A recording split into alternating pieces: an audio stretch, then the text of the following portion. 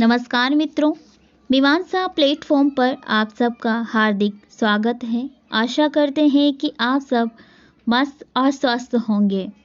अब जैसा कि संघ लोक सेवा आयोग की परीक्षा जो है उसका जैसे हम तैयारी कर रहे हैं, तो इस परीक्षा में एक वैकल्पिक विषय होता है जिसका चयन हम स्वयं करते हैं।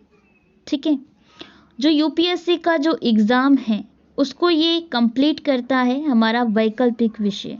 और जाहिर सी बात है कि आप हमें इस मीमांसा प्लेटफॉर्म के माध्यम से आज सुन रहे हैं, तो आपने अपने वैकल्पिक विषय के रूप में संस्कृत साहित्य का चयन कर लिया है।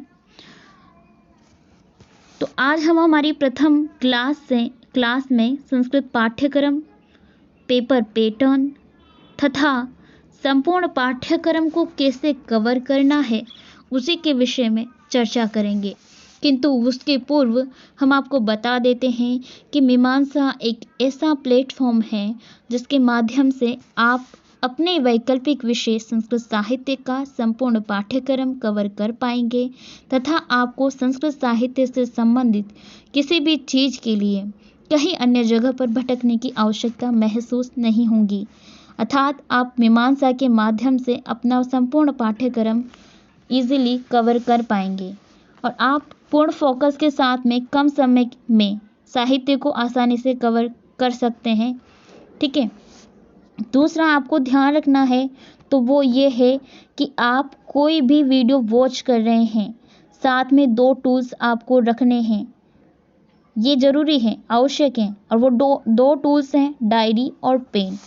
अर्थात ये डायरी पेन, जैसा कि हम सिलेबस की आज चर्चा करेंगे पाठ्यक्रम की, तो कोई भी हम वीडियो वॉच कर रहे हैं तो हमें डायरी में नोट करना है, उसका नोट बना लेना है, एक समरी बना लेनी है। क्योंकि क्या होता है फ्रेंड्स, हम कोई भी चीज़ देख रहे हैं अथवा सुन रहे हैं, कुछ टाइम के लिए तो वो हमारे माइंड में रहेगी, लेकिन एक टाइम आएगा उसके बाद में वो चीज़ माइंड से हट जाएगी, फॉरगेट हो जाएगी और भूल जाएंगे, है ना। तो उसके लिए हमें अपने नोट्स इन वीडियोस के माध्यम से प्रिपेयर करने हैं। तो हर एक चीज़ को नोट करना है और एक शॉर्ट वे में अपने खुद के एक पिन कोड में भी हम नोट कर सकते हैं। ठीक है, तो यहाँ से हमें कुछ बेसिक चीज़ें क्लियर हुई। आगे बढ़ते हैं। जैसा आप सब अवगत होंगे कि संघ लोक सेवा आयोग का जो परीक्षा है, उस परीक्षा में एक जो वैकल्पिक विषय के बारे में हमने बात किया था। प्रत्येक वैकल्पिक विषय में 2 प्रश्न पत्र होते हैं। इस चीज़ से आप भली भांति अवगत होंगे। वैसे ही हमारे संस्कृत साहित्य में भी 2 प्रश्न पत्र हैं, प्रश्न पत्र 1 और प्रश्न पत्र 2। अब प्रश्न पत्र 1 और 2 दोनों का पैटर्न सेम है। जैसे दोनों प्रश्न पत्र मुख्यतः 2-2 खंडों में विभाजित हैं, खंड अ और खंड ब। ठीक है, तो जैसे इसमें भी 2 खंड हैं और इसमें भी 2 खंड हैं और टोटल 8 प्रश्न हैं प्रश्न पत्र 1 में, और इसमें भी टोटल 8 प्रश्न हैं। अब इसको डिवाइड ऐसे किया गया है जैसे 4 प्रश्न प्रथम खंड अ से आएंगे और 4 प्रश्न द्वितीय खंड ब से आएंगे। वैसे ही हमारे द्वितीय प्रश्न पत्र में है कि 4 खंड अ से आएंगे और 4 खंड ब से आएंगे। ठीक है, तो यहाँ से हमें एक बेसिक चीज़ क्लियर हुई। आगे बढ़ते हैं। प्रश्न पत्र 1, तो हम प्रश्न पत्र 1 के विषय में चर्चा कर लेते हैं। जैसा कि आपको हमने बताया था कि कुल इसमें 8 प्रश्न हैं और दोनों 2 खंडों में विभाजित हैं। दोनों खंडों में 4-4 प्रश्न हैं और प्रत्येक प्रश्न संख्या 1 तथा 5 अनिवार्य प्रश्न हैं, यानी कि ये हमें कवर करने ही हैं, किसी भी कंडीशन में कर लेने हैं। ठीक है, तो प्रश्न संख्या 1, 5 तथा 8 संस्कृत भाषा से संबंधित हैं। जैसा कि संस्कृत साहित्य का एग्ज़ाम है, तो जाहिर सी बात है कि कुछ प्रश्न कुछ मात्रा में हमें संस्कृत में भी लिखने होंगे। तो प्रश्न पत्र 1 में हम बात करते हैं तो वहाँ पर हमें 1, 5 और 8 ये 3 प्रश्न संस्कृत भाषा में करने हैं। ठीक है, आगे बढ़ते हैं।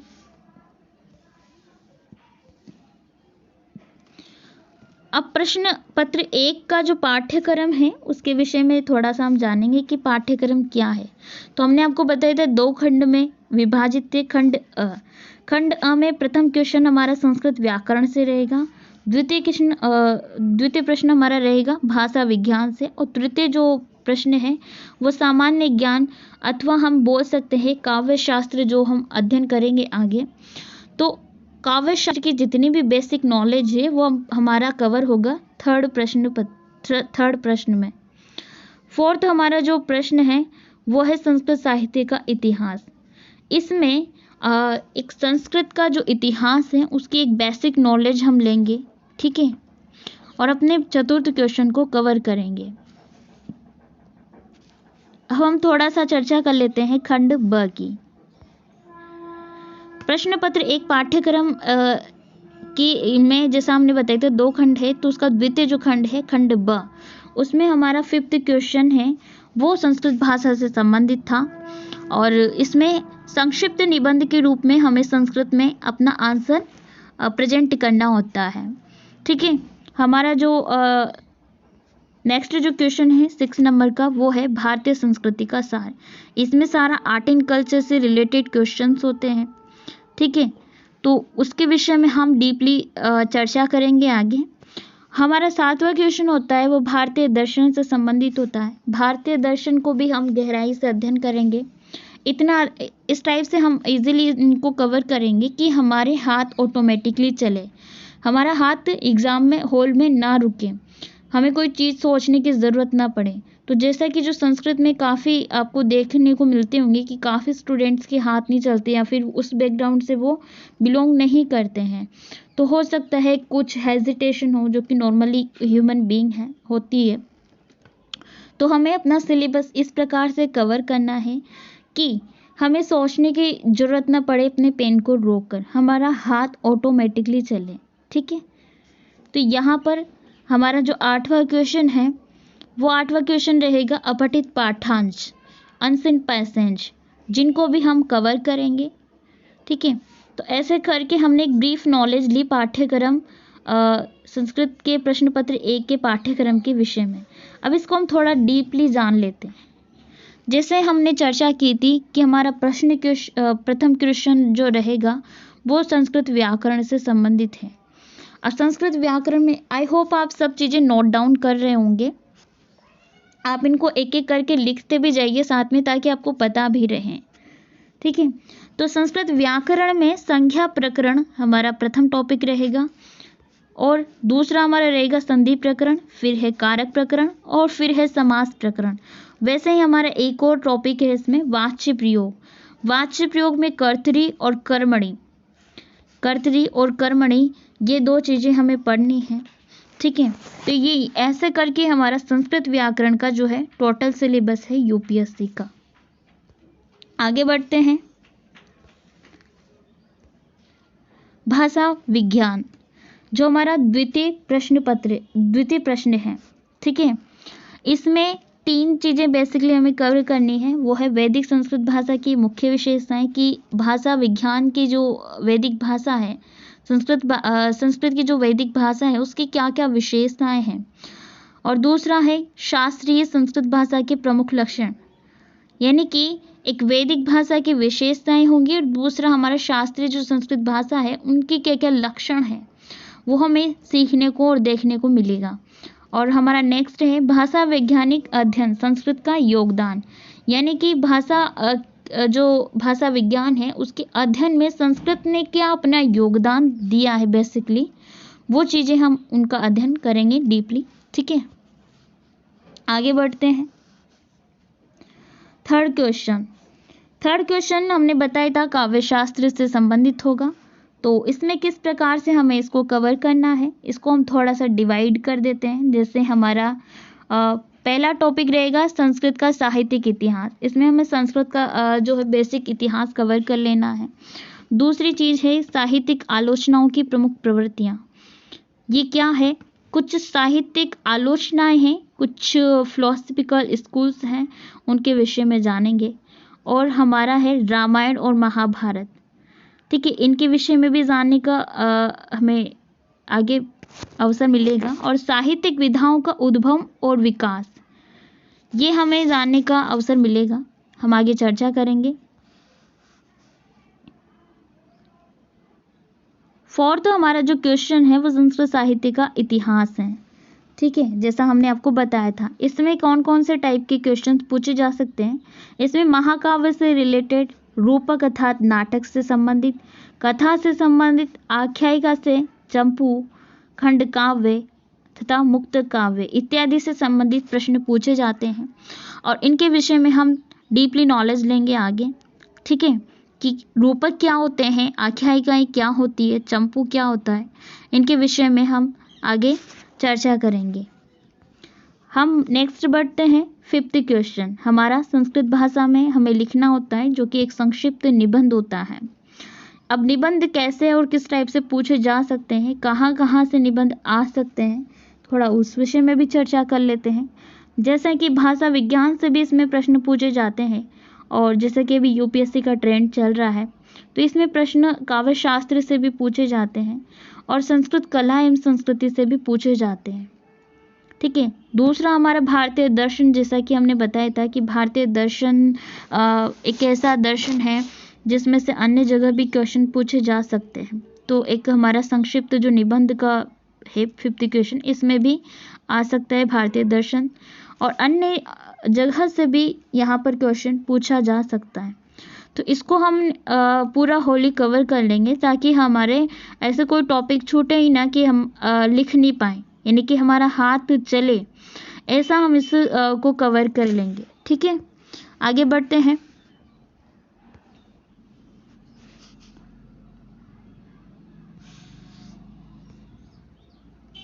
भारतीय संस्कृति का सार, इसमें जैसा कि हमने आपको बताया था आर्ट एंड कल्चर, तो इसमें क्या क्या आ गए, इसमें पुरुषार्थ आ गए, संस्कार आ गए। पुरुषार्थ क्या होते हैं, संस्कार क्या होते हैं, जब हम इन टॉपिक्स को हम स्टार्ट करेंगे तो इनके विषय में भी जानने को मिलेगा, और इनके सिलेबस को भी हम कवर कर पाएंगे साथ ही।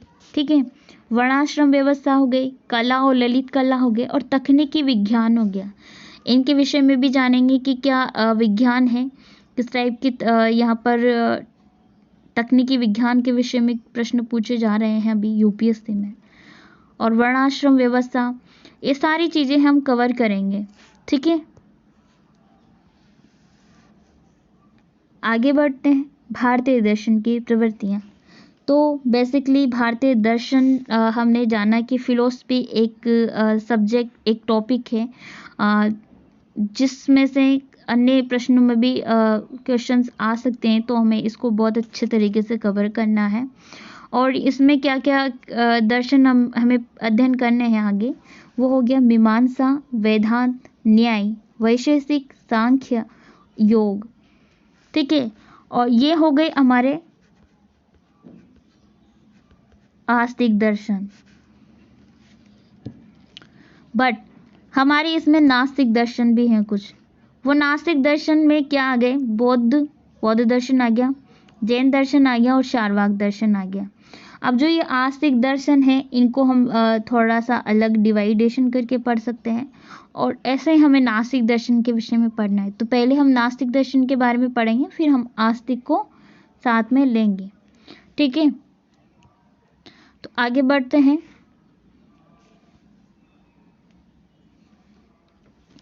हमारा 8वां क्वेश्चन, अपठित पाठांश और प्रश्न संस्कृत भाषा में, ये हमें लिखने होंगे। इसमें अनसिन पैसेंज पूछा जाएगा जो हमें संस्कृत भाषा में ही लिखना है। ठीक है, प्रश्न आएंगे तो उसमें से हमें उसका अध्ययन करके अपने जैसा हमारा विचार होते हैं उन्हीं को हमें अपने उसमें लिखना है, लेकिन पैसेंज को पढ़ करके। ठीक है, आगे बढ़ते हैं हमारे प्रश्न पत्र 2 पाठ्यक्रम पर। तो उसमें क्या क्या पाठ्यक्रम है और किस टाइप के क्वेश्चंस उसमें पूछे जाते हैं, पहले हम बेसिक नॉलेज ले लेते हैं। जैसा कि हमने आपको बताया था कि प्रश्न पत्र 2 में भी टोटल 8 प्रश्न होते हैं। ठीक है, ये भी 2 खंडों में विभाजित है, और 4 प्रश्न इसमें प्रत्येक खंड में आते हैं। प्रश्न संख्या 1, और 5 ये अनिवार्य प्रश्न है, और प्रश्न संख्या 4, 5 और 6 ये संस्कृत भाषा से संबंधित है। ठीक है, तो 4, 5, 6 ये संस्कृत भाषा में हमें लिखने हैं। आप चाहे तो यहाँ पर एक क्वेश्चन स्किप कर सकते हैं 6 नंबर का, क्योंकि ये अनिवार्य नहीं। बट जैसा कि हमने आपको बताया था कि 8 क्वेश्चन आते हैं, तो हमें 8 ही इतने अच्छे तरीके से प्रिपेयर कर लेने हैं कि कहीं भी कोई सा भी क्वेश्चन मिक्स, जैसा अभी यूपीएससी का ट्रेंड चल रहा है, तो कोई से भी क्वेश्चन में कोई सा भी प्रश्न मिक्स होके पूछा जा सकता है। तो हमें अपना सिलेबस तो पूरा कवर करना ही है, भले ही हमें 5 ही प्रश्न अटेम्प्ट करने हों। ठीक है, तो हम यहाँ पे आगे बढ़ते हैं। जैसे इसमें 2 खंड हैं, खंड अ और खंड ब। तो खंड अ में क्या क्या प्रश्न हैं उन पर थोड़ा सा हम देख लेते हैं, प्रकाश डालते हैं। प्रथम हमारा जो क्वेश्चन है वो है संस्कृत महाकाव्य से रिलेटेड। इसमें काफ़ी सारे महाकाव्य, जैसे कि आपको उनका अध्ययन करने का आगे अवसर मिलेगा, तो उसके विषय में हम थोड़ा सा चर्चा करेंगे। ठीक है, आर्ष काव्य हो गया। आर्ष काव्य का मतलब होता है आध्यात्मिक काव्य। आध्यात्मिक काव्य में जैसे धार्मिक काव्य हो गए, हमारी श्रीमद् भगवद गीता हो गई, सुंदरकांड हो गया, तो इत्यादि चीज़ें का अध्ययन करेंगे हम आगे। हमारा जो 3rd क्वेश्चन रहेगा वो संस्कृत नाटक से संबंधित है। ठीक है, संस्कृत नाटक से। और 4th हमारा जो क्वेश्चन है वो खंड काव्य अर्थात गीति काव्य से संबंधित है। खंड काव्य और गीति काव्य एक ही बात होती है। ठीक है, खंड इसलिए बोला जाता है क्योंकि ये खंडों में डिवाइड होते हैं। जो काव्य होते हैं वो 2 खंडों में, 3 खंडों में जैसे भी होते हैं विभाजित होते हैं, इसलिए इनको खंड काव्य बोला जाता है। और उनको गाकर भी अध्ययन किया जाता है, इसलिए इनको गीति काव्य बोला जाता है ना। तो इसलिए इनके 2 नाम हैं और इनकी भी हम चर्चा करेंगे। खंड ब पर आते हैं, तो खंड ब में हमारा जो 5th क्वेश्चन है वो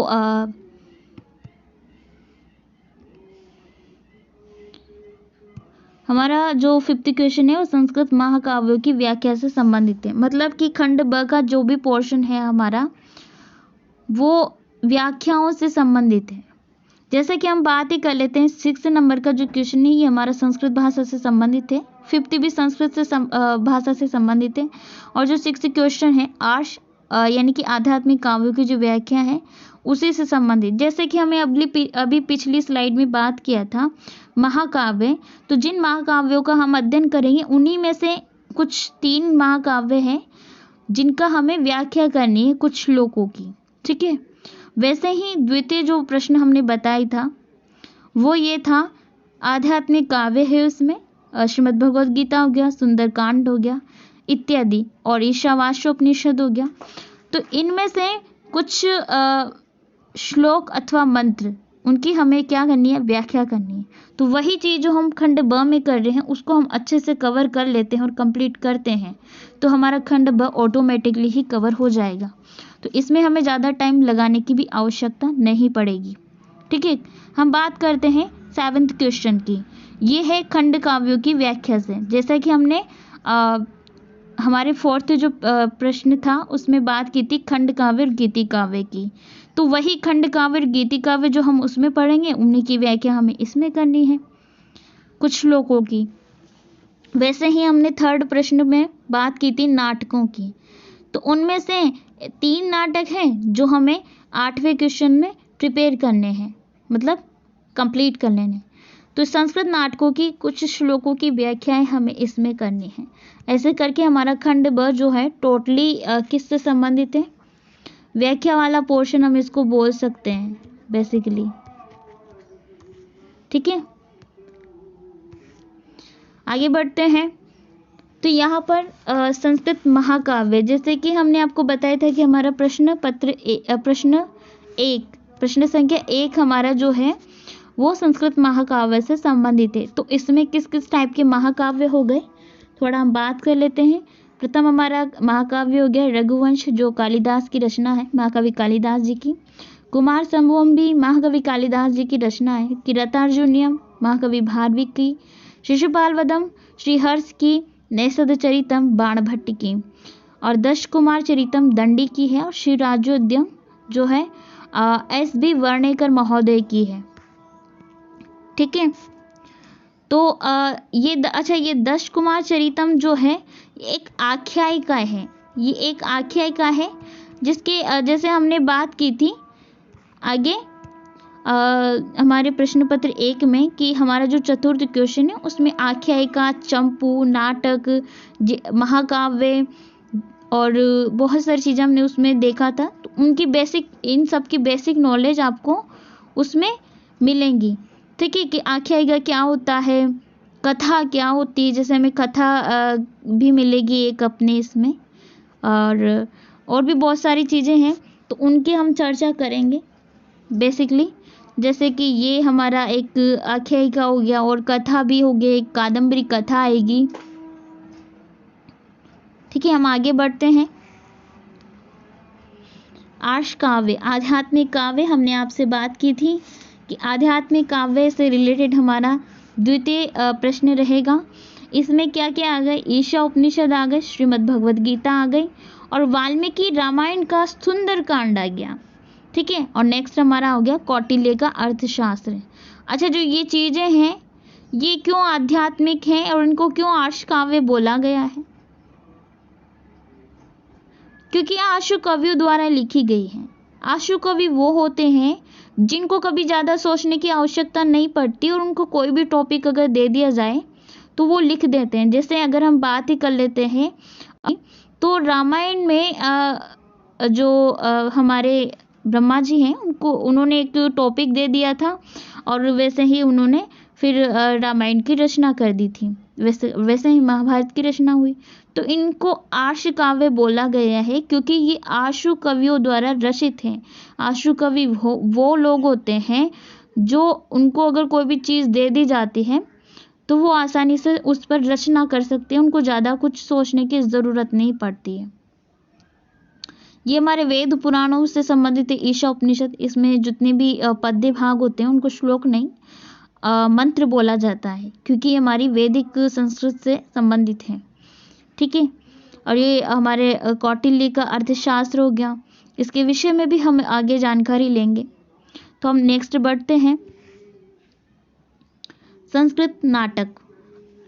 अच्छा, जो संस्कृत नाटक थे हमने चर्चा किया था कि नाटक अगर हम पढ़ लेते हैं तो हमारे इससे 2 क्वेश्चन कवर हो जाते हैं। ठीक है, 3rd क्वेश्चन होगा, और उधर हमारा जो खंड ब है उसमें भी एक क्वेश्चन होगा, तो वो भी कवर हो जाएगा। तो जैसे नाटक में क्या क्या है वो भी देख लेते हैं। स्वप्नवासवदतम, अभिज्ञान शाकुंतलम, मृच्छकटिकम, मुद्रा राक्षसम, उत्तररामचरितम, रत्नावली और वेणी सहारम। अच्छा, ये जो क्वेश्चंस आप सोच रहे होंगे कि ये अगर हम इनका अध्ययन करेंगे तो हमारा जो खंड ब है वहाँ पे हमें इनको पूरे नाटक की व्याख्या करनी पड़ेगी क्या? हो सकता है आपके माइंड में ये डाउट चल रहा हो, तो ऐसा नहीं है। देखिए फ्रेंड्स, अगर हम यहाँ पे स्वप्नवासवदतम पढ़ रहे हैं या अभिज्ञान शाकुंतलम पढ़ रहे हैं, उदाहरणार्थ हम अभिज्ञान शाकुंतलम पढ़ रहे हैं, तो यहाँ पर सिर्फ और सिर्फ हमें चतुर्थ अंक के ही अध्ययन करने की आवश्यकता होगी। यहाँ तो हम सारा सब कुछ अध्ययन करेंगे, बट व्याख्या वाले पोर्शन में हम सिर्फ चतुर्थ अंक की ही व्याख्या करेंगे। ठीक है, इससे हमारा जो यूपीएससी में पूछा जा रहा है टू द पॉइंट ही हमें कवर करना है। एक्स्ट्रा में हमें कुछ भी ज़्यादा नहीं करना, इतना कर लेना है कि हमारा सिलेबस भी आसानी से कवर हो जाए और हमारा हाथ भी एग्ज़ाम हॉल में ना रुके, अर्थात ऑटोमेटिकली हम लिखते रहें, पेन नहीं रुकना चाहिए किसी भी कंडीशन में। ठीक है, वैसे हमारा मृच्छकटिकम, मुद्रा राक्षस, उत्तररामचरितम, रत्नावली, वेणी सहारम। अच्छा, ये जो इतने सारे नाटक आप देख पा रहे होंगे, तो क्या इनमें से सभी की व्याख्या हमें करनी पड़ेगी क्या? नहीं फ्रेंड्स, हमें सभी की व्याख्या नहीं करनी पड़ेगी। यहाँ पर सिर्फ आगे हम चर्चा करेंगे, 3 ही नाटक होंगे जिनकी हम आगे व्याख्या वाले पोर्शन में व्याख्या करेंगे। आगे बढ़ते हैं।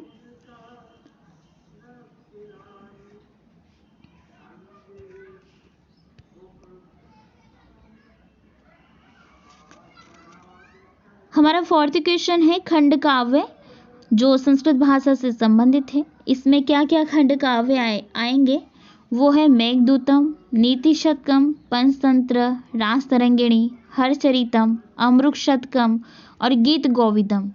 इनके एक शॉर्ट वे में हमें एक पैराग्राफ लिखना होता है, शॉर्ट वे में लिखना है, बिल्कुल इस टाइप से लिखना है कि सामने वाले पर्सन को अच्छे से अंडरस्टैंड हो जाए उसकी संस्कृत भाषा जो हमने लिखी है। ठीक है, ये एक ऐसा क्वेश्चन है जो हमें संस्कृत में ही प्रोवाइड करवाना हो, चाहे आपने कोई सा भी मीडियम ऑप्ट किया हो। तो ये मेघदूतम है, इसमें जैसे मेघदूतम से कोई टॉपिक आता है तो उस पर जो भी टिप्पणी, जो भी आप पैराग्राफ लिखोगे वो संस्कृत में होगा। ये सारा संस्कृत में हमें कवर कर लेना है। ठीक है, आगे बढ़ते हैं। संस्कृत महाकाव्यों की व्याख्याएं। अच्छा, जैसे हमने बात की थी प्रश्न 1 में, वहाँ पर हमने महाकाव्य देखे थे। तो महाकाव्यों में हमें सिर्फ 3 काव्य हैं, 3 महाकाव्य हैं जिनकी व्याख्याएं कर लेनी है। उनमें भी हमें सिर्फ श्लोक 1 से लेकर 10 तक करना है। जैसे कि रघुवंशम की हम बात कर लेते हैं, तो इसमें जैसे ना रघुवंश है तो इसमें भी बहुत सारे सर्ग होते हैं, तो इसमें सर्ग 1 लेना है हमें। ठीक है, जैसे नाटक होते हैं ना, नाटक तो नाटक अंकों में विभाजित होते हैं और महाकाव्य सर्गों में विभाजित होते हैं। तो सर्ग 1 हमें ले लेना है। तो सर्ग 1 में भी सिर्फ हमें 1 से लेकर 10 श्लोकों का ही हमें व्याख्या करनी है। वैसे ही हमारा कुमार संभोम हो गया, इसमें भी प्रथम सर्ग ले लेना है और इसमें भी श्लोक 1 से लेकर 10 तक हमें व्याख्या करनी है। और हमारा किरातार्जुनीयम जो महाकवि भारवी द्वारा रचित है, इसमें भी हमें श्लोक 1 से 10 तक कर लेना है। ये भी हमारा प्रथम सर्ग है, सेम है। ठीक है, आगे बढ़ते हैं। आर्ष काव्य की व्याख्याएं। अच्छा, आर्ष काव्य जो होते हैं हमने चर्चा किया था कि आर्ष काव्यों में ईशा उपनिषद, भगवद गीता और वाल्मीकि रामायण आ गया। ठीक है, तो इनमें से हमें क्या क्या अध्ययन कर लेना है। ईशा उपनिषद में 18 मंत्र हैं टोटल। कुछ इसमें ना 2 मतभेद हैं ईशा उपनिषद में, कि कुछ लोग बोलते हैं कि 17 है, कुछ लोग बोलते हैं 18 है, बट हम 18 मान के चलते हैं क्योंकि इसमें हमारा एक फर्स्ट में हमें एक शांति पाठ आता है तो वो भी हम इसमें काउंट कर लेते हैं। तो वैसे हम 18 मान के चलते हैं। तो हमें 18 प्रिपेयर नहीं करने, यहाँ पर हम आपको बता देते हैं। हमें मंत्र नंबर 1, मंत्र 2, चतुर्थ, षष्ठम, सप्तम और यहाँ पर हमें करना है 17वां और 18वां। तो जब हम 17वां 18वां करेंगे, और मतलब ये ना बीच बीच में से हमें करने हैं, सारे नहीं करने हैं। वैसे ही जैसे हमें श्रीमद् भगवद गीता जो हमारा है, तो आपको पता होगा कि श्रीमद् भगवद गीता में 18 अध्याय हैं। ठीक है, तो ये तो बहुत बड़ा ग्रंथ हो गया। अब पूरे ग्रंथ की तो हम व्याख्या नहीं कर सकते हैं ना। तो यहाँ पर सिलेबस में क्या है मेंशन, द्वितीय अध्याय। और द्वितीय अध्याय में भी कौन से श्लोक करने हैं, श्लोक नंबर 13 से लेकर के हमें कहाँ तक प्रिपेयर करने हैं, 28 तक। 13 से हमें 28 तक प्रिपेयर कर लेने हैं। ठीक है, आगे बात करते हैं वाल्मीकि रामायण की। इसमें हमें सर्ग नंबर 15 कंप्लीट कर लेना है। और अच्छा, ये 25 था, तो यहाँ पर हमें ना श्लोक 25 से लेकर के 30 तक कंप्लीट कर लेने हैं। एक चीज़ का हमें ध्यान रख लेना है कि जैसे द्वितीय अध्याय है तो द्वितीय अध्याय हमें पूरा कंप्लीट नहीं करना है। मंत्र है तो हमें 18 मंत्र नहीं करने हैं। आप चाहो तो कर भी सकते हो, आपको आगे के आंसर्स में हेल्प मिलेंगी। वाल्मीकि रामायण में जैसे कि इसमें 25वां सर्ग है, तो उसमें सिर्फ 25 से लेकर 30 तक के श्लोक कंप्लीट करने हैं। वैसे श्रीमद् भगवद गीता में द्वितीय अध्याय है तो उसमें भी हमें 13 श्लोक नंबर 13 से लेकर 25 तक कंप्लीट करने हैं। ठीक है, तो ऐसे करके हमें अपना व्याख्या वाला पार्ट कवर कर लेना है और ये इजीली हो जाएगा। आगे बढ़ते हैं, खंड काव्य की व्याख्याएं। तो खंड काव्य में क्या क्या हमसे पूछा जा सकता है वो है मेघदूतम। इसमें श्लोक 1 से लेकर 10 तक हमें कंप्लीट कर लेना है, प्रिपेयर कर लेना है। और नीति शतकम की बात करें तो नीति शतकम में श्लोक 1 से लेकर 10 इसमें भी सेम है। ठीक है। तो 10 श्लोक इसके और 10 श्लोक इसके, ये हिंदी में ही हमें करना है, ठीक है, वो हम आसानी से कर सकते हैं। और रही बात हमारी कादम्बरी की, जैसे कि हमने बताया था कि हमारी एक कथा भी है। वैसे हमें कादम्बरी पूरा करना नहीं है, कादम्बरी का एक ही पार्ट हमें कवर करना है। उस एक पार्ट में हमें जो प्रथम में आ जाता है शुकनाशोपदेश, ये शुकनाशोपदेश हमें कवर कर लेना है, ठीक है। अच्छा, जो शुकनाशोपदेश है वही हमें कवर क्यों करना है, यहाँ पर साइड में जो ऑफिशियल वेबसाइट है वहाँ पर भी आपको नज़र आ रहा होगा कि संस्कृत का जो यूपीएससी का जो सिलेबस है उसमें केवल शुकनाशोपदेश दिया गया है कादम्बरी का, अर्थात हमें पूरी कादम्बरी नहीं करनी है।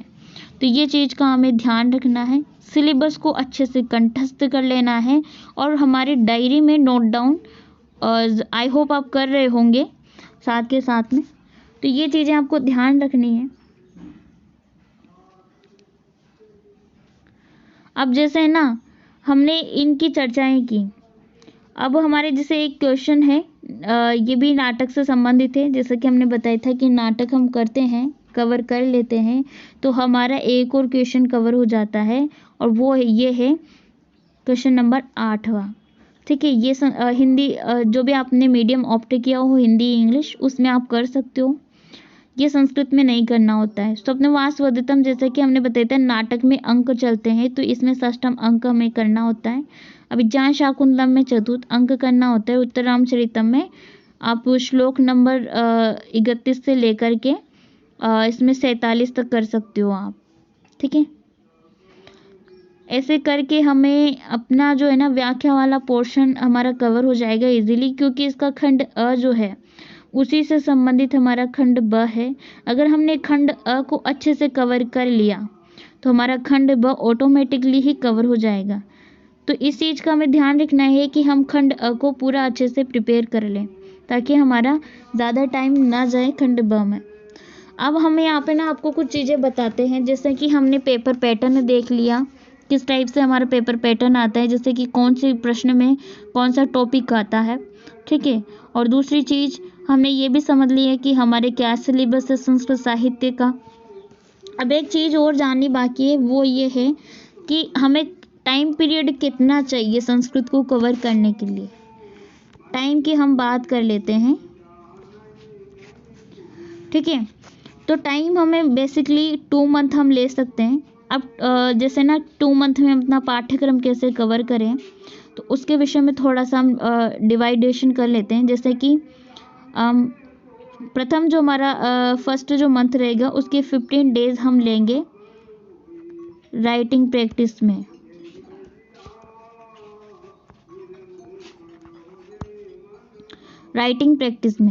फिर बाद के 15 डेज लेंगे हम अपने प्रथम प्रश्न, जो हमारा प्रश्न पत्र प्रथम है पेपर 1, उसको कवर करने में, और फिर 15 दिन लेंगे हम पेपर 2 में, ठीक है। वो कैसे लेंगे वो हम अभी आपको बताते हैं।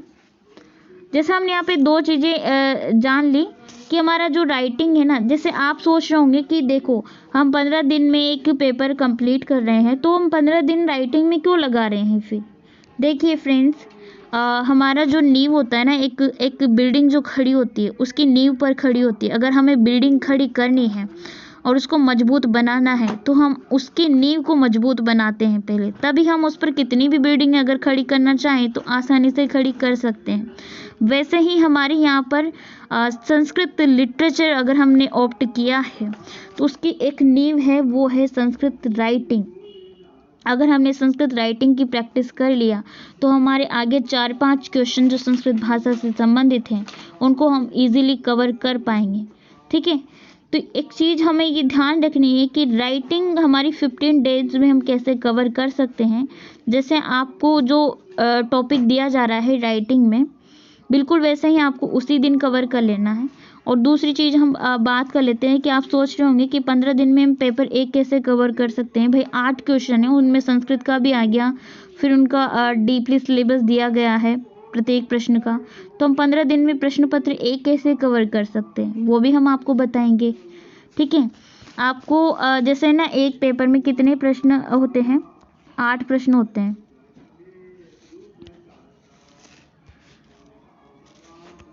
कितने होते हैं?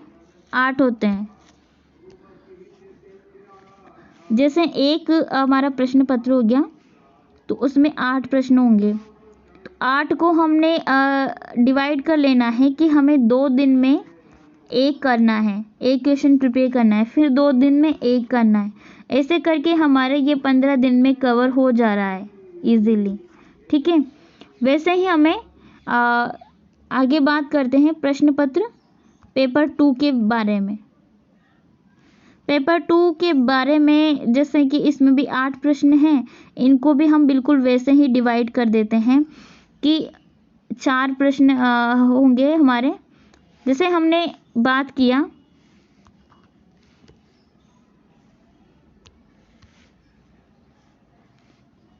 पेपर 2 के बारे में। पेपर 2 में आपको भी पता है कि 8 प्रश्न हैं, तो उसमें से हमारे 4 प्रश्न जो हैं व्याख्या वाले पोर्शन से रिलेटेड हैं। तो व्याख्या वाले पोर्शन में हमें इतना टाइम तो नहीं लगेगा अगर हमने अपना खंड अच्छे से कवर कर लिया। तो इसके लिए हमें 4 प्रश्न पर ज़्यादा से ज़्यादा अच्छे से फोकस करना है ताकि हमारा खंड ब ऑटोमेटिकली कवर हो जाए। वैसे ऐसा नहीं है कि हम उनको अलग से प्रिपेयर नहीं करेंगे, उनको भी करेंगे। प्रॉपरली टाइम हमें वही देना है जैसे हम पेपर 1 में दे रहे हैं। तो इसमें हम एक क्वेश्चन को कवर करने के लिए हम 2 दिन आराम से ले सकते हैं, मतलब 2 दिन में हम अपने एक क्वेश्चन को कवर कर सकते हैं। ठीक है, बिल्कुल वैसे ही हमें वही चीज़ फॉलो करनी है जो हम पेपर 1 में कर रहे थे। अब आप सोच रहे होंगे कि हमारे यहाँ पर है ना, हमने 15 दिन किसके लिए? राइटिंग के लिए, 15 दिन पेपर 1 के लिए और फिर 15 दिन पेपर 2 के लिए। बाकी के 15 दिन कहाँ गए? तो 15 दिन में हमें तो पूरा सिलेबस इतने अच्छे से कवर करना है कि हमारा हाथ ऑटोमेटिकली चले। मतलब अभी हमारे पास में 2 मंथ होने में 15 दिन बच रहे हैं। इन 15 दिन तक हमें लगातार वो प्रैक्टिस करनी है जो हमारे प्रीवियस ईयर के जो क्वेश्चंस हैं उनको हमें लिखने का प्रयास करना है। डेली बेस पे हमें अटेम्प्ट देने हैं 15 दिन तक। ठीक है, अटेम्प्ट तो देने ही हैं, साथ में हमें ना जो भी क्वेश्चंस हम लिख पाएँ उतना हमें प्रयास करना होगा। मतलब इन 2 मंथ तक अगर हम पूरे फोकस के साथ में संस्कृत सिलेबस में अगर अपने आप को पूरा झोंक देते हैं तो यहाँ पर हम अपना काफ़ी अच्छे से नंबर अर्न कर पाएंगे। दूसरे जैसे कि चीज़ होती है कि हम एक क्वेश्चन में अगर हम अप्रोक्स 30 से 35 नंबर अगर ला पा रहे हैं ना, तो हम 300 प्लस मार्क्स आसानी से ला सकते हैं दोनों प्रश्न पत्रों को मिला करके। ठीक है, अगर एक प्रश्न में हम एक प्रश्न का वैल्यू होती है 50 मार्क्स, 50 में से हम 30 से 35 के समथिंग भी ला रहे हैं तो हमारा 300 प्लस हो जाता है। तो ये चीज़ हमें ध्यान रखनी है। बाकी थैंक यू, आपने हमें अंत तक सुना और चीज़ों को समझा। तो आशा करते हैं आपको संस्कृत साहित्य का पाठ्यक्रम इजीली समझ आया होगा। तो इसी के साथ धन्यवाद।